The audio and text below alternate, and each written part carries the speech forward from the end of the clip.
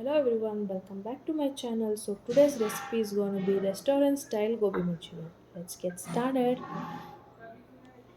ನಾನು ಇಲ್ಲಿ ಒಂದು ಕಾಲಿಫ್ಲವರ್ನ ಸಣ್ಣದಾಗಿ ಹೆಚ್ಚಿ ಬಿಸಿ ನೀರಲ್ಲಿ ನೆನೆ ಇಟ್ಕೊಂಡಿದ್ದೀನಿ.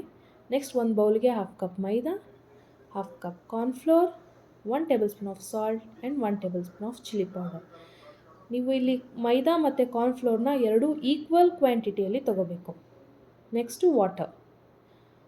Mix it well and the batter is ready.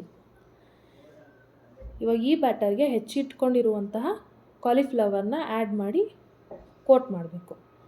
ನಂತರ ಎಣ್ಣೆಯಲ್ಲಿ ಫ್ರೈ ಮಾಡಬೇಕು. ಸೊ ಇದು ಗೋಲ್ಡನಿಶ್ ಬ್ರೌನ್ ಬರಬೇಕು. ಸೊ ನೆಕ್ಸ್ಟ್ ಒಂದು ಪ್ಯಾನ್ಗೆ oil, onion, chilli, 1 tablespoon of soya sauce, 1 tablespoon of ketchup and ರುಚಿಗೆ ತಕ್ಕಷ್ಟು ಉಪ್ಪು, half cup of water and corn flour. Add all the fried cauliflower to the gravy and mix it well. So your gobi manchuri is ready. So ನಮ್ಮ channel ಇಷ್ಟ ಆಗಿದ್ರೆ like ಮಾಡಿ, share ಮಾಡಿ, comment ಮಾಡಿ ಹಾಗೂ ಸಬ್ಸ್ಕ್ರೈಬ್ ಮಾಡಿ. Thank you.